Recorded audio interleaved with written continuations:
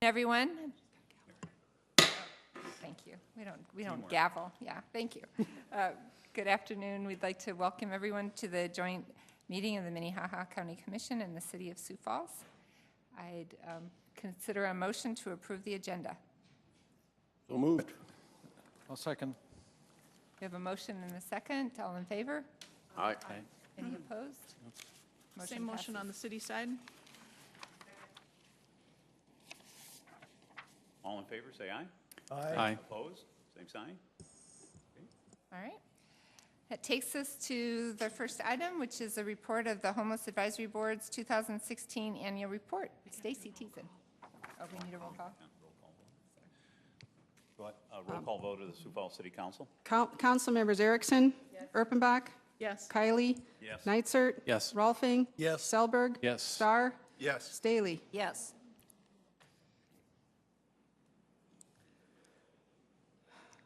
Okay. They're all here. Do you want to do the Pledge of Allegiance or no? Okay, we can stand and do the Pledge of Allegiance. To the flag of the United States of America and to the republic for which it stands, one nation, under God, indivisible, with liberty and justice for all. Sorry about that, Stacy. That's okay. But thank you. Very good. Yeah. Okay. Hi, I'm Stacy Teason. I'm the coordinator for the Homeless Advisory Board, and I have been for nearly a decade. That literally blows my mind just thinking that in July it will have been 10 years that I've been doing this position. And I just wanted to take a moment and say thank you for the opportunity to be able to serve our most vulnerable and making sure that their voices are being heard. So thank you. This evening I would just like to walk through some statistical information, which I know can always be dreary and a lot of information.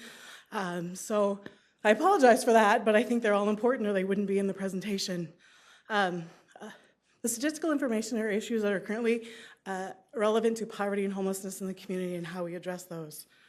I would like to start first by just posing a question to all of you. I don't need an answer right now, but which of these would you choose? A child with a match or a house that's already on fire? There are no additional details to share with you about this at this time, merely the question to be asked. And I ask that you give it some thought as we move through the PowerPoint.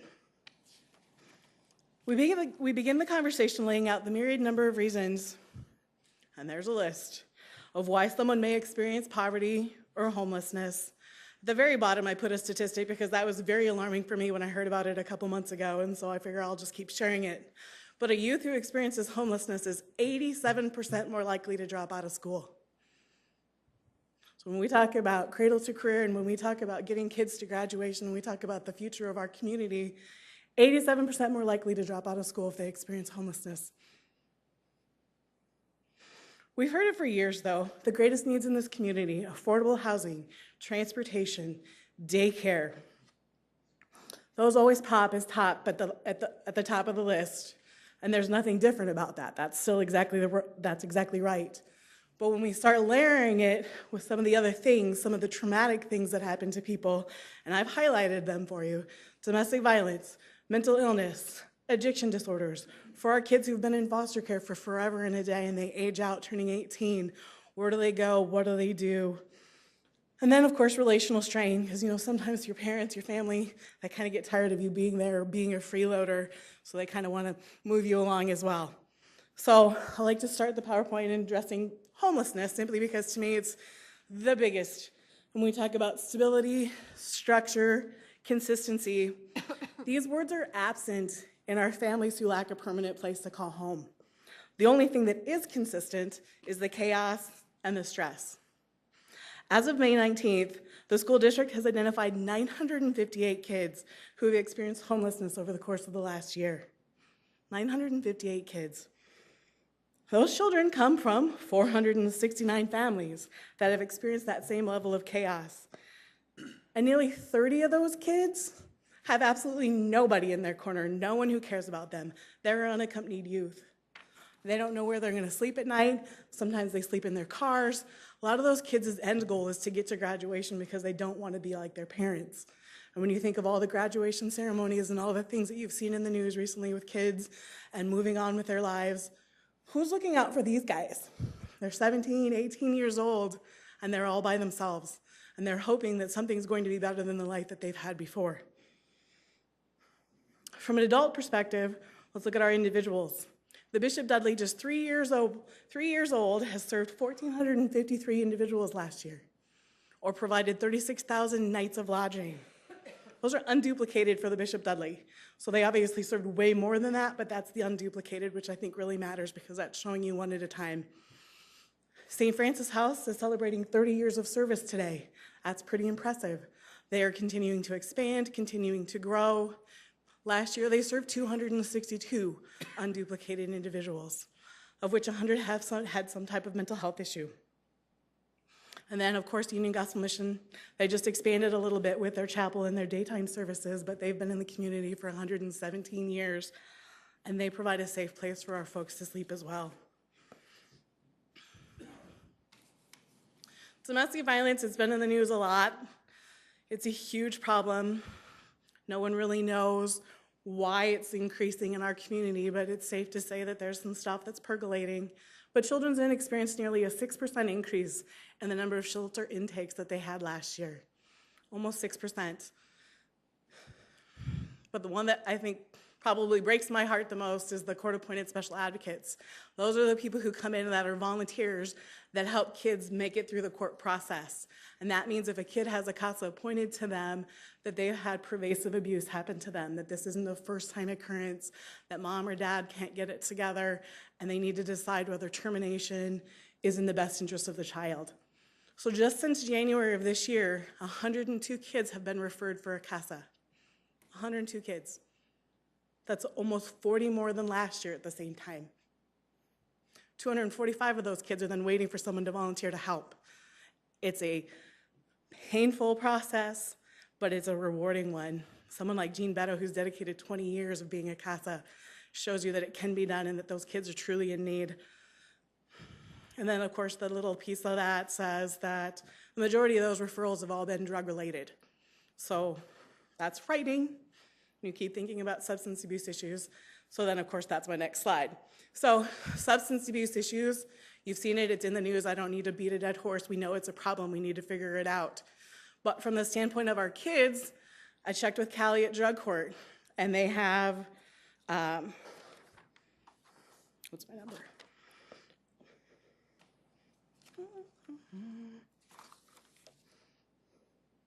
Of the 45 active people in drug court and the 29 active people in DUI court, 37 of them have minor kids.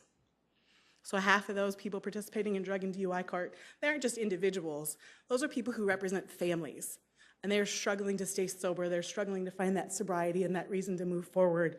But once they have, and they're working to get back into the community, they run into a huge barrier with crime-free housing. Because of their felonies, because of those convictions, they really can't find safe places to move into. When you think about kids moving into unsafe places, again, something that's not okay. And when we look at what are precursors to people relapsing or ending up back in prison, being in a neighborhood where it's readily accessible or having easy access to something that is your demon is a very big challenge. When you look at this, over 1,100 of our kids, or 1,100 parolees have children under the age of 18. So again, and we're processing between 50 and 70 of those per month in the Sioux Falls office. An alarming statistic too. Mental health, they kind of all go hand in hand, right? If you're not doing well, if you don't have consistency, if you don't have a safe place to live, your mental health is really probably also bordering on being okay. So Southeastern is only one program that deals with mental health, but it's the one that primarily provides services to our homeless folks. Last year, they had 420 homeless individuals that were referred, and then they have a specific criteria that is severely mentally ill, and 212 of those qualified. So the alarming stat with that then is that 142 of those had co-occurring. So that means that they were also dealing with a substance abuse issue. So when you think of trying to make your life better, maybe you think drugs or alcohol will make those voices in your head stop or will make you feel better. It's, again, just chasing a demon. It doesn't work.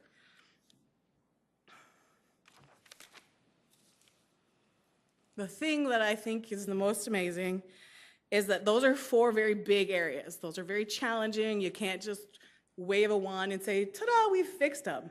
And they all kind of layer with each other. And that makes it difficult for the type of response that we're really good at doing. In this community, if we hear of a problem, we want to fix it. We are very good at Band-Aids. If you need gloves, I got it. If you need a coat, I got it. If you need food, I got it. These are not those kind of problems. It's an amazing thing for Sioux Falls, though. Lots of communities suffer from that apathy, that bootstrap mentality. They really struggle with that stereotype process, and they just think, oh, those people, they're just system users. They're just welfare recipients who want what they can get, and they don't really want to work for it. Maybe. But for the most part, I'm not going to ever say that, because I would say that 95% of those people really want to do better. They really care about their kids. They really care about improving their lives. But they've been stuck in generational poverty for so long. They've been mired in addiction for so long, that mental illness that also overlaps. What they really need is long-term support, long-term programming. Band-Aids are great. And if you've got an owie, it sure is good to be able to put something on it, especially like a paper cut, right? It's annoying. This is so much bigger than that. And so when we think about how do we get there, where do we provide, what do we do, what does long-term programming even mean? So then I take you to this thing that I've been talking about for about a year now. I call it my pie. We had a pie party a couple of times for our folks in the community to talk about this. This is a therapeutic term, but I call it pie. It's utilizing a whole person approach. If you think about somebody who has been in generational poverty, it isn't just financial. Oftentimes people think of it, the federal government regulates it to a number. You're in poverty because you meet this poverty threshold. But what if your poverty is bigger than that? What if you have none of these pieces of your pie? What if nobody cares about you? What if your support system is damaged because they all have substance abuse issues? What if you don't have job skills? What if your physical health is failing, or you have diabetes and you can't get it regulated? What if, what if, what if? Everyone's journey in life is their own. It's personal.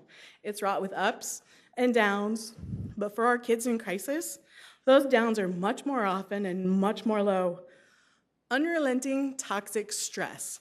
When I talk about poverty to people, this is the phrase I use. Unrelenting toxic stress.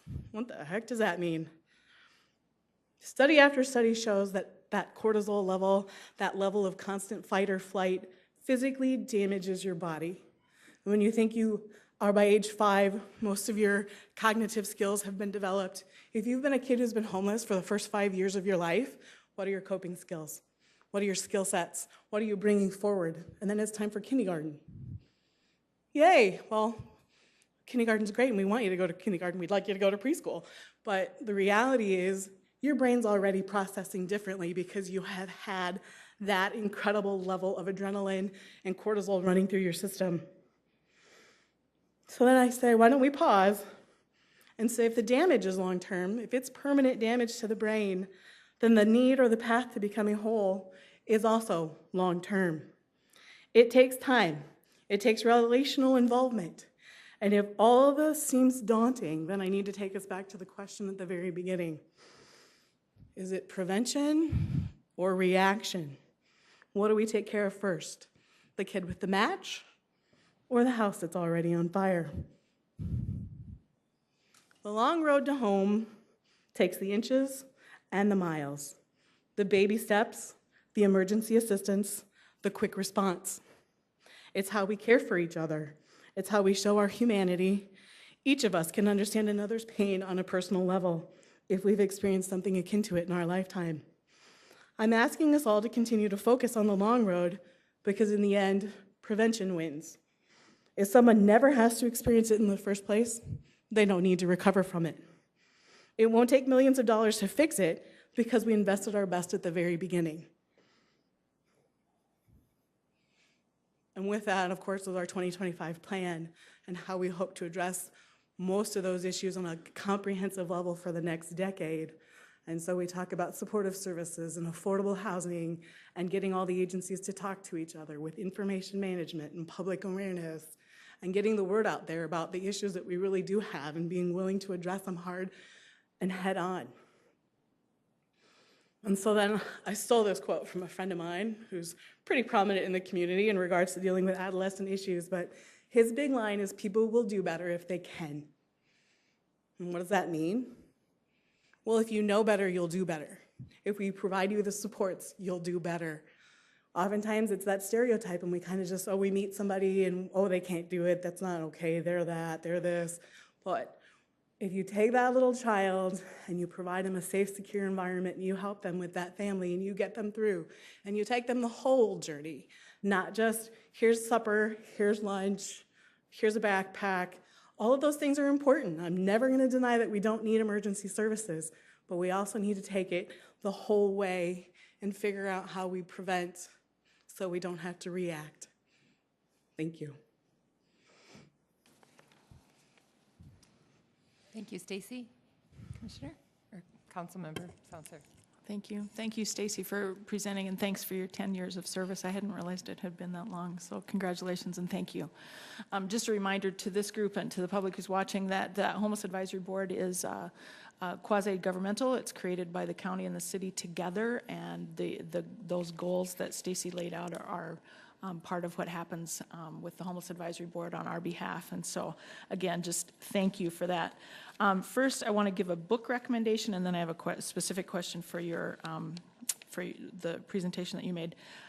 If you are interested in learning more about those people, those folks who are the least and the lost in our community, a new book that has really taken a look at that process of how people become homeless, how all of those pieces of Stacy's pie come into play in terms of how people really end up in those situations. The book is called Evicted, and the author is Matthew Desmond. He actually spent more than a year on the streets in Milwaukee and living in different shelters and boarding houses and a trailer that was falling apart, all kinds of really interesting things. But the piece for me as a public servant was that idea of the human factor of all of those issues. And so Evicted, it's a good read. For a textbook-like book, it's a very easy read. So I'd recommend it to you if you're curious at all about why we spend so much time and why we have Stacy and the Homeless Advisory Board. Then my one question for you, Stacy, is I know this is an area for you that's a pretty big deal, and the Homeless Advisory Board has talked about it maybe being a focus, but I want you to talk about what is, number one, what is an unaccompanied youth? And then tell me, you've got 27 there. Is that a for real number or It's 30, but yeah, it's a for real number. we know that for sure, kind of, sort of, because kids don't always say, right? But describe what an unaccompanied youth is and help us understand that better. An unaccompanied youth is basically meeting a definition that says that they're on their own. So they're not living with a parent, a guardian. They're literally surviving on their own. The school district number currently, as of the 19th, is the 30 unaccompanied youth. We know that number is vastly underreported, same way that we know that kids getting free lunches in the high schools is also very nominal, simply because of the shame factor built into that. We've had kids sleeping in vans, we've had kids sleeping in cars, we have kids that are couch surfing, we've had young teenagers that have their stuff spaced at 5 or 6 different people's houses in case they get into a fight with their bestie, or they can't go there because mom's boyfriend is home and he's angry. HUD decides, the Housing and Urban Development, the federal government decides what we count for our homeless. And in regards to that, our unaccompanied youth has been a big focus this year. I've worked with teenagers my whole life, 25 years of working with youth, and it will always be a passion for mine because I can't fathom being 16 and having nobody care. So with that being said, that's really what it's about. And so I don't know, we tried really hard in January with our homeless count. We got a grant from Citibank to buy gift cards. We tried to find them. We have a homeless count that's typically one day. This last go round, we did it 4 different times to try and attract our youth, give them a $20 gift card to Target or Hy-Vee. One day we got 5, and that was like an all day at the church. And the rest of the time it was nominal. I think we counted 11 total that whole week. And we thought we were pretty cool because we were at the gas station by Roosevelt and we were at the library and we had flyers. Didn't work. They didn't want to come forward. And we were really hoping to get a baseline because this is how the federal government then will appoint dollars for us in regards to our youth programming in homeless areas. And so very disappointing, but not unexpected. And we knew that. We worked with Volunteers of America and their street outreach program and their street outreach staff. We tried. They didn't want to come talk to us, which doesn't mean they don't have needs, which doesn't mean that they don't need help and support. It just means that they're also very concerned because in the state of South Dakota, we still classify kids under the age of 18 who aren't at home as runaways. So they have that fear capacity that's also built in because they don't know whether if they call for help, if somebody's going to arrest them and lock them up. So. Good, thank you. Are there any other questions for Stacy? Or Barth? Thank you, Madam Chair. Stacy, you know, I was on the Homeless Advisory Board with you, and it seems almost sometimes like our long-term solution is the Homeless Advisory Board. And I kind of regret that. I kind of wish you didn't have a job and that we'd already solved all this stuff, because wasn't our first mission to end homelessness in 10 years? Yes. And it's been, what, 12? 12? Time flies. Obviously, we've done a lot of stuff, and it just seems the target continues to move. But I really want us to take action and not just continue to have meetings. You know, we've had some great things with the Bishop Dudley House, and with the Safe Home, and I think it's not just kids, but I mean, when you think about homelessness and people who are living on the street or in distress, so often it's because they need a better job. We need better jobs in our community, and I think a lot of stuff could come from that. And I also think that we continue to have these little steps like the information management, and this is all going to help, but we need our whole community to include those nonprofits who do not pay any property tax. Do not pay any property tax. We need them to step forward and do the things which 150 years ago were assumed that they would do. It was assumed that the poor would be cared for by places of worship and other organizations. We need our community to do that, and I know that there's plenty of efforts going on. But Stacy, I don't want you to have a job. I want your job to be done with, and that you have a better job working in the private sector somewhere, and that would be my hope. Thank you. Any other questions? Yes, Councilmember Staley, Councilmember Staley. Stacy, I have a mechanics question. This is funded exactly half and half with the county and the city. And what is the budget for your? I don't have a budget, just my salary. There's no. Oh, so you're it? Yeah, It's that's just. it. Yeah. I'm housed over at the County Human Services office, so all of the office equipment, that sort of stuff is all covered by the Human Services Department. But for doing anything, there's no budget. It's built into the agreement that way. It's always been that way. But if you want to provide some cash, but there isn't. So, do you go before each of our entities and propose, I know we're dealing with Prairie View Prevention and talking about them being in our budget, so how does this, Mostly what I do is provide information and let the folks that provide those services or you guys do what you do best and figure out where the budget money goes. So I'm mostly an informational conduit and then a collaborator. I try to build the enthusiasm so people want to do what I think would be in the best interest of the community. But where would that be? Your whole salary is included in what part of our budget? I come out of the community development budget. Okay, that's it. Yeah. Okay, that's what I needed to know. Thank you.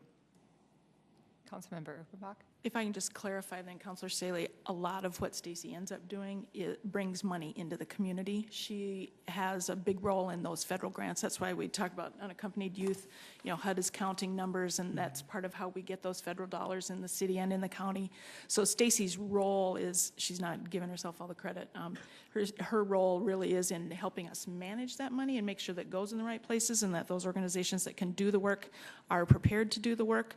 But yeah, all we do is pay to have her work. And she, I also have to say, if I can, Madam Chair, just that Stacy also was on some statewide organizations and has become really that person that understands homelessness, not only in South Dakota, but in the region. She really is that person that has made a difference in the way that the state of South Dakota has established policies for homelessness across the state. So she plays a really key role. We just don't put a lot of money into it. Right, so the question is, though, when you get the grant money, does it go into a county entity? Does it go into the community development entity? 'Cause, just for the bookkeeping aspect. For the federal dollars that we get, we primarily get continuum of care dollars and emergency solution grant dollars that go to programs specific related to homelessness. Like Heartland House would get some of that continuum of care money. I serve on the policy advisory committee that oversees both of those and how they are distributed, so like the prioritization and the actual way that they do what they do. I'm the chair of that committee, and so we have our statewide homeless summit coming up, and part of what we're talking about is this whole fancy terminology called coordinated assessment. It's required by the federal government to have in place by January.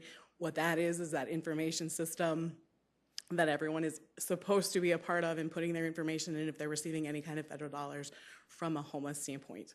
So runaway and homeless youth dollars, veterans dollars, just general like Cornerstone Rescue Mission out of Rapid, programs like that. Thank you. Okay, Councilmember Erickson? Thank you. In one of your pages, I know you talked about with the CASA heading that majority of the cases currently have a meth drug component to them. And you mentioned the word prevention a handful of times. And we have been talking about prevention from the council's perspective as far as what that looks like with having youth prevention services, regardless if it's substance abuse or drug abuse or even mental illness, getting people to the right places. So I'm curious if you could just maybe expand a little bit upon that, or do you partner at all with the JDI task force? What's your role in some of that? Because we as a council have really been kind of wading through, like, we know we need prevention, but where is that best served? What do we need to do? And if we can prevent someone from substance abuse or drugs and keep them out of homelessness, I mean, that's a double whammy there. That's amazing to be able to just move that in the right direction. It's the most bang for your buck is helping that. So I don't know if I really stated my question that's right. the best. No, that's exactly right. And the problem with prevention is what level do you start the prevention? Because the majority of what I'm talking about, in regards to multi-generational poverty, is the parent piece is already broken. So when you have a 8-year-olds that are already using substance abuses, that are dealing with issues that you can't even fathom, it's almost too late. So it's like, how do we put that bottom layer in at the very beginning when someone is pregnant? And we know that they're probably going to go back and use, or they have been using, and so they're on a hold until the baby is born. The damage has already been done to that baby, and hopefully it can change a little. But the reality is prevention is hard. And when we talk about unaccompanied youth, it's even more hard because the kids who are using are going to go do their outpatient program because they have to. But are they getting anything out of it? Is the home environment changed? Did we go provide supportive services? And that's what I'm talking about when I say long-term programming.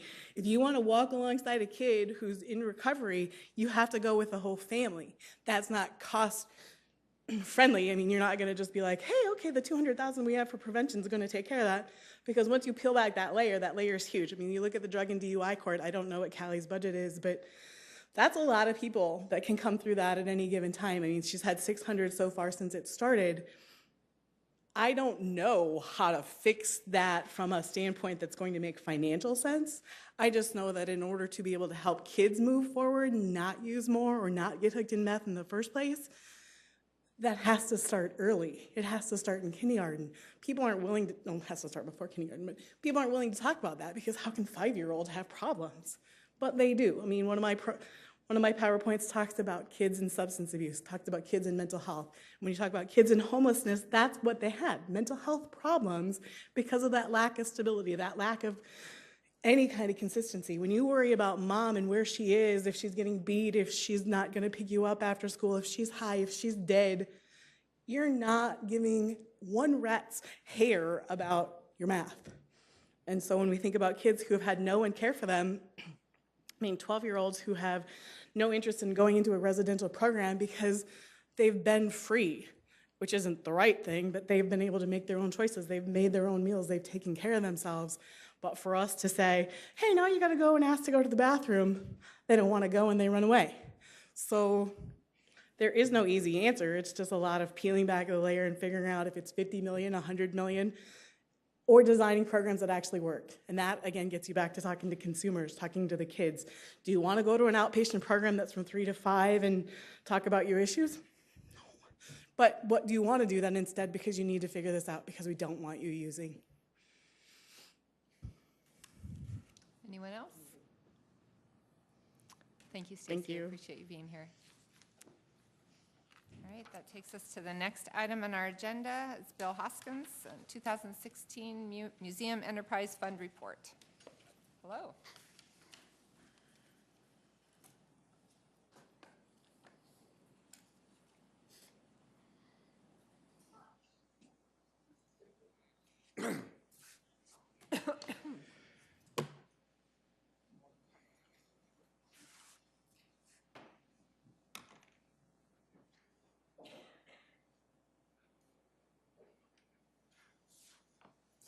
Electronics. Good evening.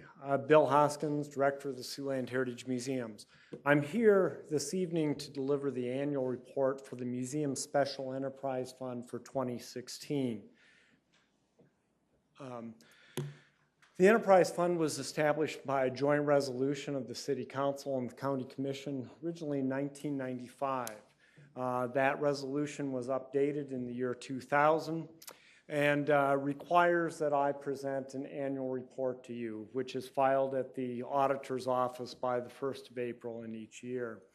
The purpose of the fund is really to receive revenues and account for expenses associated with the rental of space in the museum system, sponsorships, and in the provision of programs, events, and services for which a fee is charged.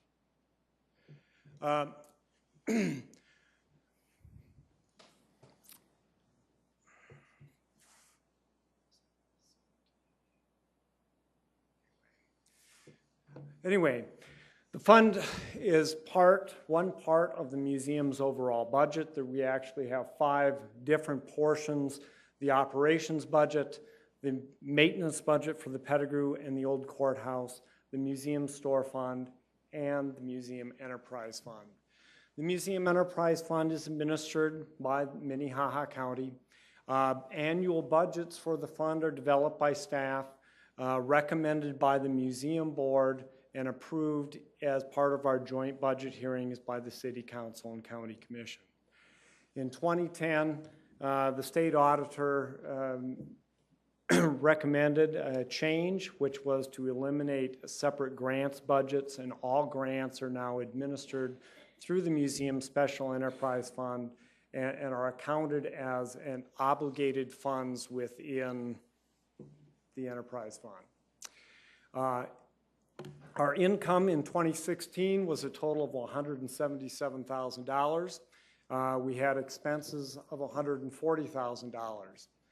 Our income came in from a variety of sources, including the museum's endowment. We have an endowment that's managed by the Sioux Falls Area Community Foundation.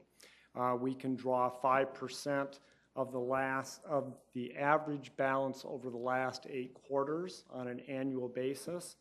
And when that money is appropriated through the museum board, it comes into our budget through the enterprise fund. That usually happens in October of each year.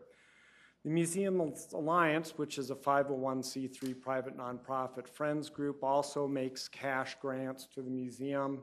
The donation box is one source. We have donation boxes at the Pettigrew and the Old Courthouse Museum. That also includes a coin press that we have in one of our exhibits at the Old Courthouse Museum that was a donated piece of equipment that's generated about $1,500 donations last year. Educational programs for which a fee is charged, things like the ghost or woodlawn by lantern tours that we do, and the murder mysteries at the Pettigrew, and even now this year, the history happy hours you've heard about are handled in the enterprise fund. Exhibit fees, we do some outside exhibit work for fees with last year. The state park system, Mitchell Archaeological Dome, Archaeodome are some examples. The museum store, although a separate fund, generated enough money, and there was a balance transfer of $7,000 last year to help support programming and exhibits. That was also income. And rentals. We did 103 rentals, predominantly wedding-related, in 2016 at the Old Courthouse Museum, and that generated about 38% of the total income in the enterprise fund. Expenses really fell into the categories of the educational programming, providing the funds for that. Our exhibitions program, we have 6 exhibit galleries at the Old Courthouse Museum, 3 at the Pettigrew. Those annual exhibits are also paid for in part by the enterprise fund. Collections management, those are supplies and materials for managing the collection. We also have rentals, although rentals do bring in quite a bit, they also cost money. All the overtime and part-time labor hours associated with provision of rentals are paid for out of the enterprise fund. Also, any new replacement tables, chairs, table linens, the laundering, all those expenses come out of the enterprise fund as well. And really payroll, and we have 2 positions, full-time positions that are paid for in part by the enterprise fund, as well as our college intern program also is paid for annually by the enterprise fund.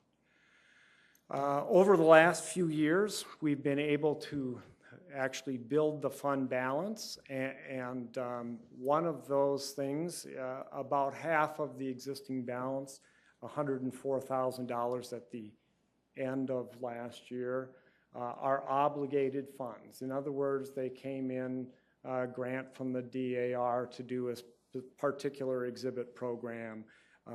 Monies appropriated from the endowment for a particular item, exhibit or event, and so on. So they've come in for a specific purpose that wasn't in the budget anyplace else.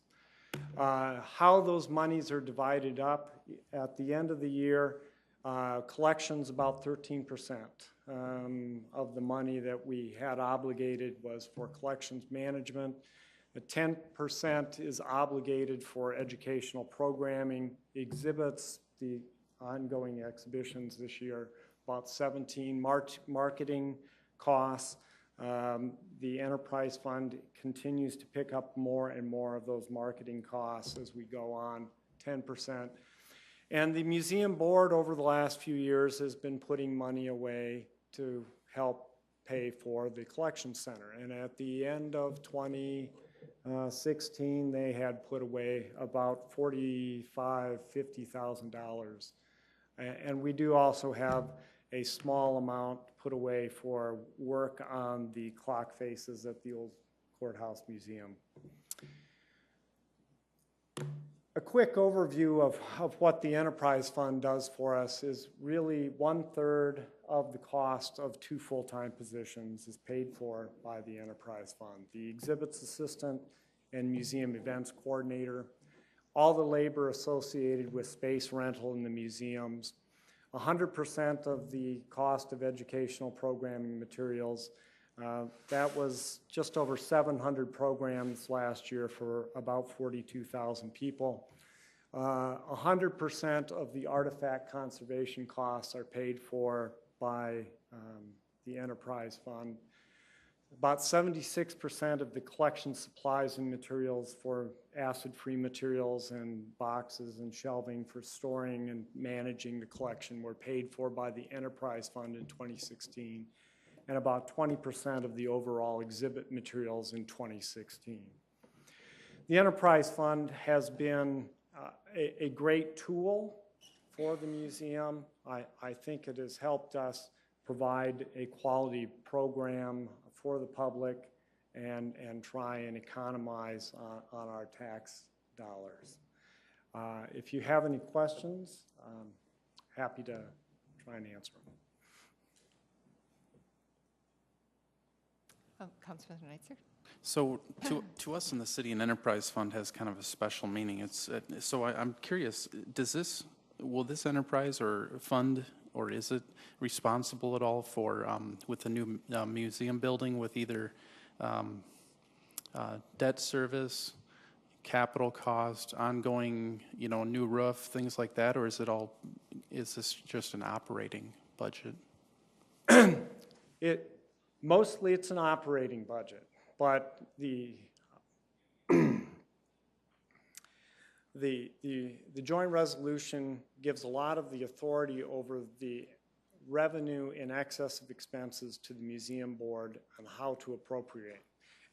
And within that caveat, you really have the final authority, because when we put our budget together, you're giving us the spending authority by the approval of that budget.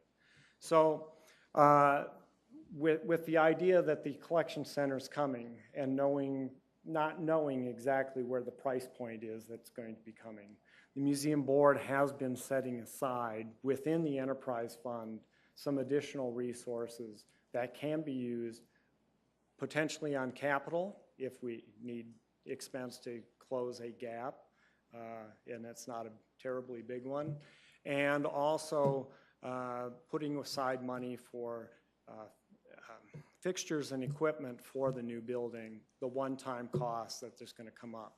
Also, any grants that we would write in support of fixtures, new shelving or special shelving units or something like that, would also enter the budget through that enterprise fund.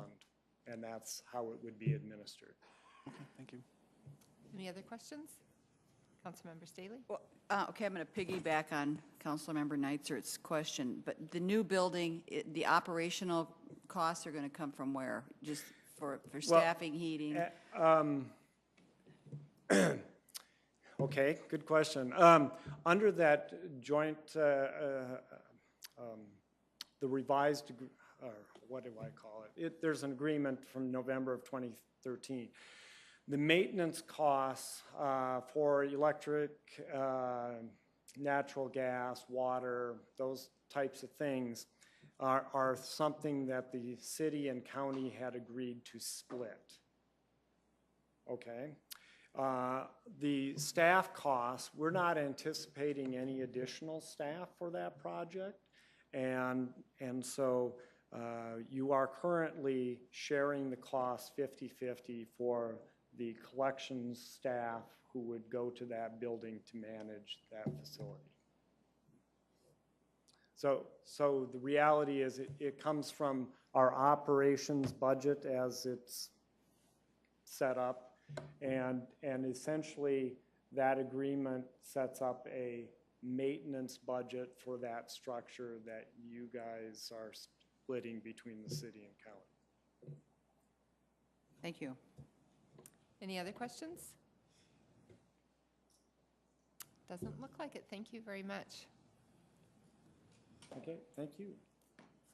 All right, that moves us to the next item on the agenda, and we have Slater Barr here from the Sioux Falls Development Foundation to give us an update on Foundation Park. Good evening. Good evening.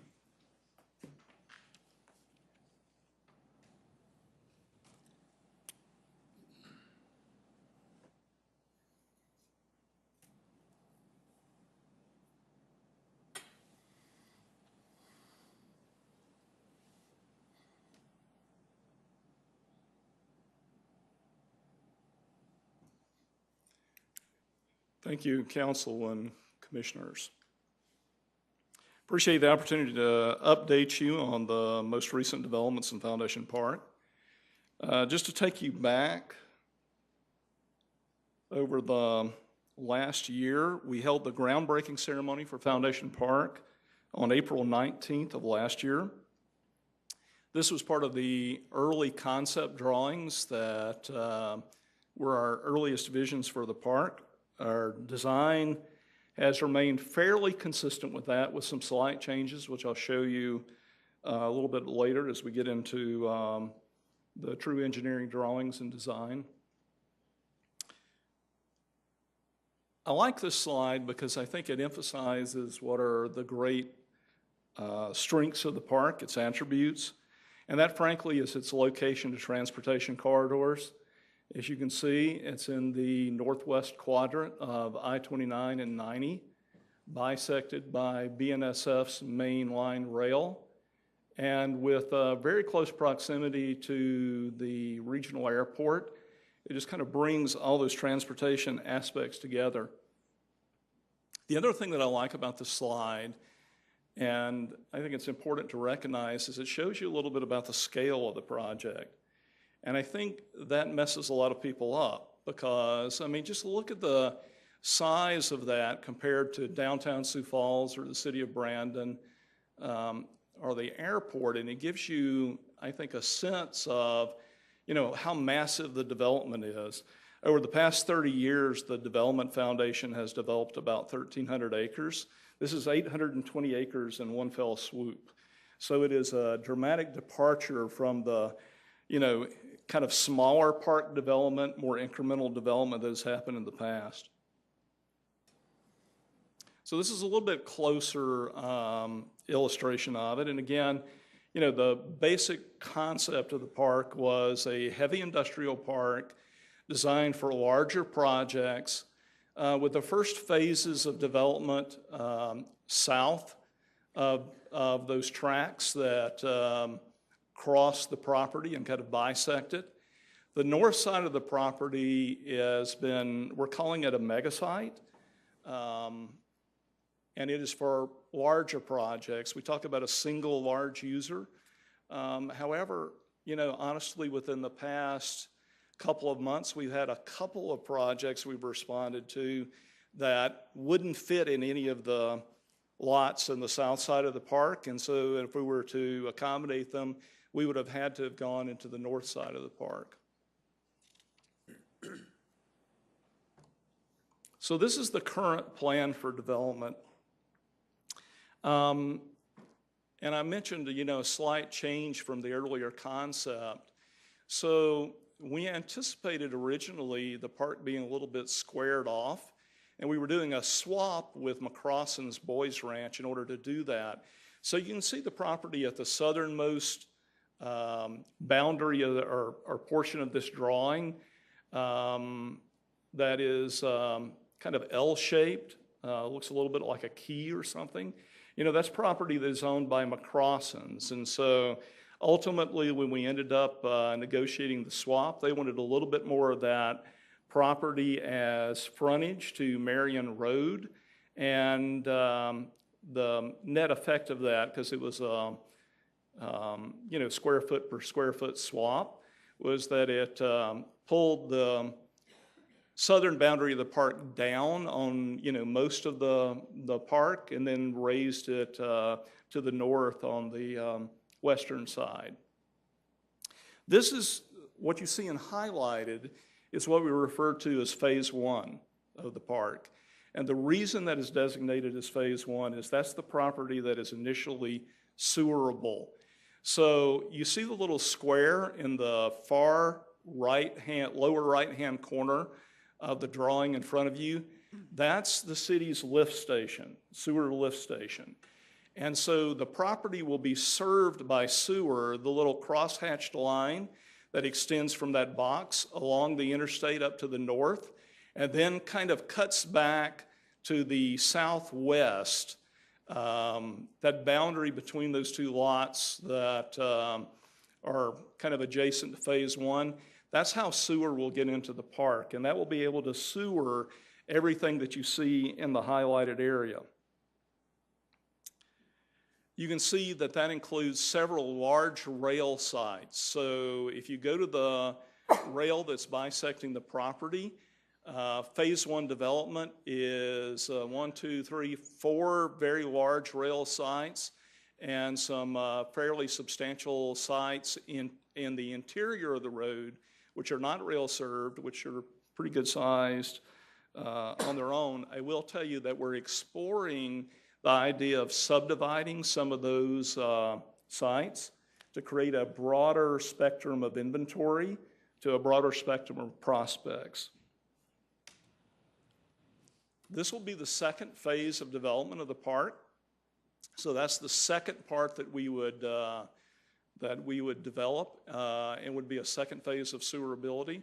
One thing I didn't mention in that that is important is that you see the foundation court is the interior loop road, and you can see that as part of phase one, we would be building about 2/3 or a little over half of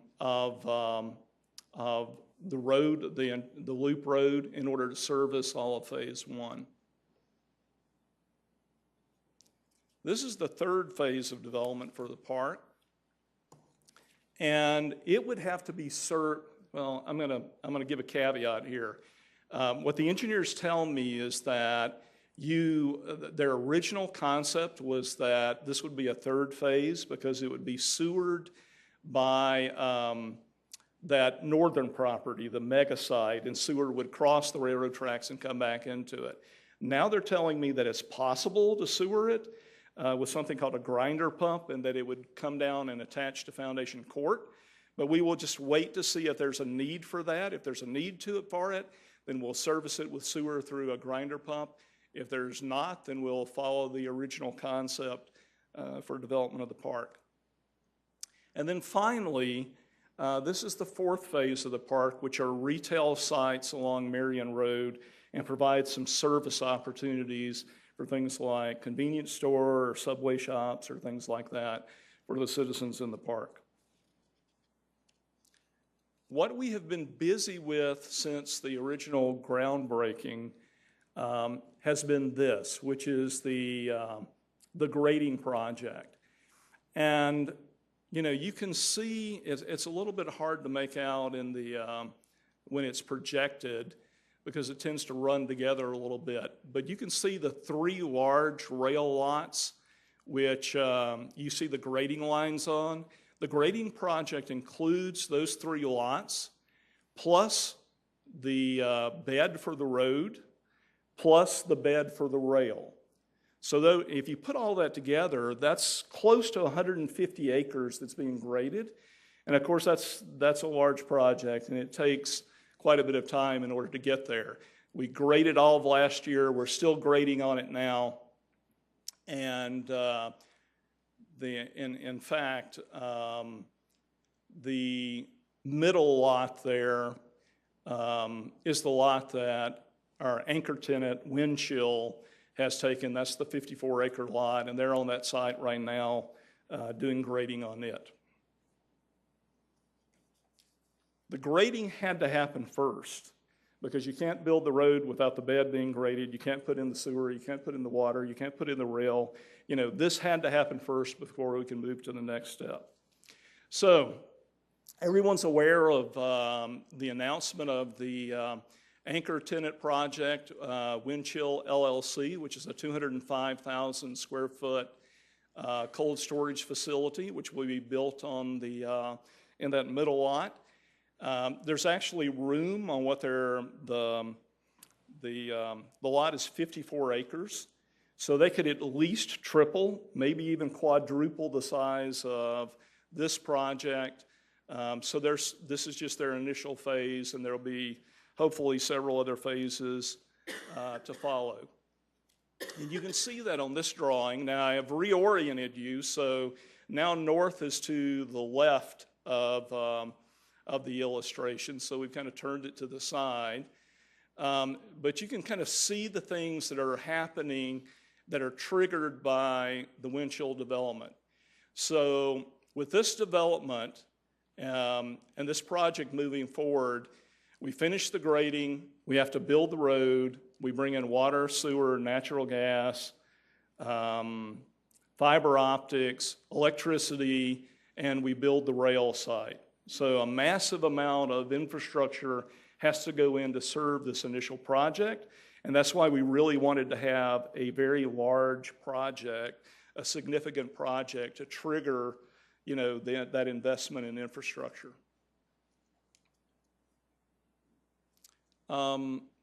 Those are moving forward very rapidly. In fact, we opened the bids today for Foundation Court.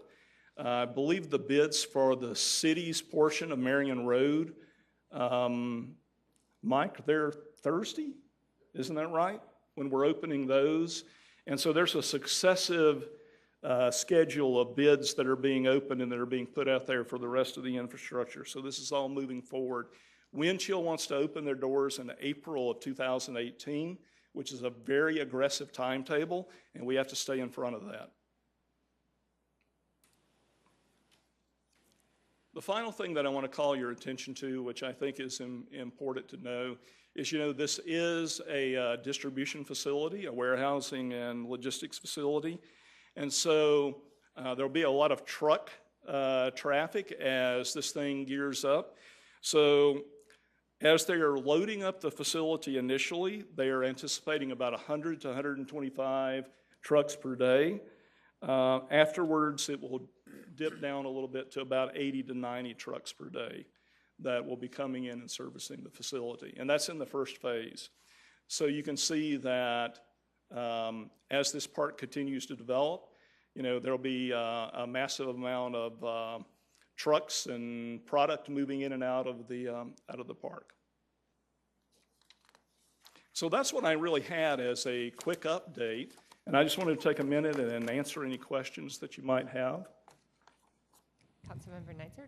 This may or may not be fair to you, Slater, because you're not obviously the tenant, but do you know who the customers would be for an entity like this, and where they have all of this stuff stored now? Is it moving from another place, or is this new, or? Yeah, so I don't know all of their customers. My understanding is that there's some customers in Iowa that would be moving product over here, which, frankly, kind of basic economic development 101 is that you want to try to encourage companies that are either making a product or service in your community and they're selling it somewhere else, because that brings dollars, that brings wealth into your community, which then gets redistributed. So, I don't know all of their customer base, but I do know that I have been told that this initial phase is completely full. So they're, with the customer base that they have already secured prior to building the facility, this part is full, and so they're already kind of looking at, what's going to happen next. So could this be like pallets of frozen foods and things like that? Am I kind of have the right idea, or? Yeah, but anything I don't know that cold? I don't know that pallets is the right word, but yeah, that's absolutely correct. Because it'll be, it is 54 feet high, I believe, is the sidewalls. So, that is the trend in warehousing, is that you stack up and you make the greatest advantage of the floor space you have. Councilmember Sahlberg? Thank you. Thanks for being here, Slater, and congrats again on the recent announcement. That's exciting. On Phase 4 for the retail spots, is there a fixed number of those, or is that a flexible? No, I mean, all of this is like any development of this, it's ink on paper at this point. The things that will be locked in stone is the configuration of the road. Once we pull the trigger on this, we awarded the bid today, so the road is locked in. How the parcels end up being divided, we've taken our best stab at, how we think they should lay out, what makes sense. But the reality is it's really driven, it's an iterative process with your prospects. And if someone comes in and they say, I need 13 acres, we're not going to go, I'm sorry, we had drawn 10. We will adjust and adapt and move around in order to try to accommodate them. Yeah, so I was wondering how flexible you'd be, so. Yeah. Okay, thank you. Madam Chairman? Yes. Excuse me, thank you. Thank you for being here this afternoon, Mr. Barr. We appreciate it. This is an exciting time watching this. I heard the mayor today talk in the media about that in Sioux Falls, as of today, we have about 5,000 open positions in the city and the immediate area around the city. And at the announcement for Wind Chill, the mayor also talked a lot about being selective and being able to be picky about what type of industry we recruit for the park and how we do that, and that it has to be good paying jobs and it has to be things that build our community. From an economic development standpoint, when you're recruiting and looking, and similar to Councilor Selberg, the answer that you gave him about being flexible in that, how does that score out in the recruiting process? How do you look at the number of jobs that would be required and say that you're an adequate business model that fits our community and what we're trying to do? How do we assure the citizens? Because we've made a large investment as a city and a county in this project, and so that our citizens get a return on that investment as well. Sure. I would tell you that, after having done this for 20-something years, it's kind of hard to believe, but it is a more complicated, more nuanced conversation than just talking about jobs. It's more nuanced than just talking about wages. It's more nuanced than just talking about capital investment. In fact, I can give you scenarios that if we were in a part of the country, for example, that attracted automotive plants, very large automotive plants, the media loves to take the incentives that the state and local community and everything throw at that project and divide it by the number of jobs and go, oh my gosh, this makes no sense whatsoever. What they don't take into consideration is that when you attract a company, it's not that individual company, it is a system of interrelated companies and transactions. And so when they attract an automotive plant, they will probably over-incentivize the main plant and under-incentivize all the suppliers that have to come in to service that project. So kind of a long-winded way of addressing your question, but certainly what kind of the perspective that I take on working with prospects is we have a very candid conversation with them about here's what it's going to require in order for you to succeed in this community. And that typically means that you're going to have to be paying wages that are at least at, if not above, market rates and standards. Otherwise, you're not going to be able to attract your employees. And so we just have that kind of direct conversation with them because we don't want anybody to come in here and then not succeed. So that's kind of one way we address it. But, as I said, we do look at what's the economic impact, where are they selling their product, are they bringing, a lot of dollars back into the community, and so it's just a more complicated evaluation, if you will. But that's typically the way we address the wages with them, is we present them with prevailing wage rates in their industry and talk to them about what is it going to take in order for you to be able to get employees in your new facility. Makes sense. Thank you. Anyone else? Councilmember Staley? Mr. Barr, would you just give us a Mechanics Foundation Park 101 for the public that might be looking in here, and explain to us what part the county is playing in this and what part the city played in this? Okay. In putting this thing together. Well, let's go back to this. So the total park project, acquiring all the property was about a $20 million investment. We received a $3 million grant from the state for that. We received $8.5 million in low-interest loans that we have to pay back. The remainder of that property either came from our own cash reserves or through debt financing, right? Part of that debt financing was from bankers. Part of it was from landowners, where we did what we call contract for deeds, and we, essentially they served as the bank and we make payments to them. And then beyond that, there's about a $16 million line of credit that we've created with the private banks, which helps us provide all this infrastructure that has to go in. Developments like this that are so large, they're front-loaded. You know, all the investment has to go in on the front end. The recapture and reward for that comes later as you sell properties and the park develops. The city's contribution to it is to provide, you know, the road, transportation, water, and sewer that is provided to the park.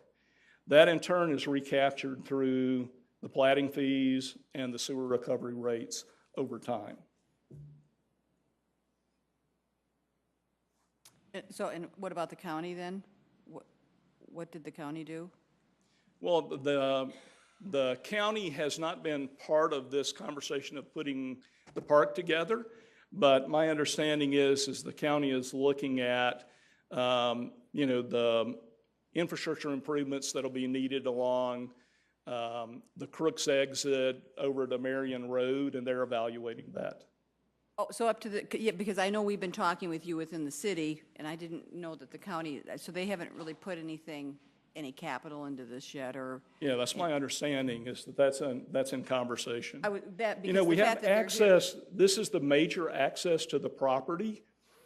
I think that, excuse me, and that's what we intend for this to be, is the major entrances from I-90 and Marion Road into the property. As we move it to the north half of the property, you know, I think it'll be naive for us to think that traffic won't increase, though, along North Marion Road as those trucks start coming in, as an employees start coming in. Thank you. Any other questions? Yes, Councilman. There is a narrative out there, and I think it's maybe to what Councilor Staley was getting to, that the city is spending millions or tens of $1 millions to bring things to Foundation Park. And I wish I had Mark Cotter here, because I think he could add some color to it. But I think it would be really good to know how much has been spent so far between when it comes to the road and in the sewer, and then how much is recaptured from cost recoveries. I think the big missing part that people don't think about is the cost recoveries and the platting fees. There's, I think, a perception that tens of millions of dollars will be spent to only sewer your development, and that it's not recaptured, and it's kind of an unfortunate perception out there, and I wish we could clear that up and get some more color to that. Well, yeah, I mean, it is unfortunate. I mean, the reality is that, let's just look at this first sale that we did. So look at the size of the footprint of that sale. Now, I'm going by memory, so don't hold me exactly to this, but I think that platting fees and sewer recapture on that sale alone is $1,200,000, is what I remember, which will be returned to the city. And the city is making incremental investments just like we are. I think it's it's been a prudent way. We were doing the grading. We needed to do the grading because there were several of those properties that, property has to balance, cut and fill. And so, most of the time that's handled on individual sites. In this case, we had a very large swath of the park that needed to, balance in one unit. So we had to go ahead and do that, get the road ready, get the rail bed ready in order to market the park. But you need a large project in order to trigger that further investment of paving the road, building the rail, bringing in the water and the sewer and those type things. And the city, I think, took the same perspective that we did. Hey, when that first big deal hits, that's what time we'll pull the trigger on that. And so that time is now, and so both of us are now, with this April deadline, we're moving forward post-haste to complete the grading of Marion Road on the city's part, to bring in the sewer up, and then for us to do the work on the rail and Foundation Court. Okay, thank you. Any further questions? If not, thank you for Thank being you. here. Thank you very much. Okay, that takes us to the end of our regular agenda. I'd entertain a motion to adjourn on the part of the county. So moved. Second. Motion a second. All in favor? Aye. Any opposed? Motion passes. Thank you. Motion to Motion adjourn. to adjourn on the city side. Second. All in favor, say aye. Aye.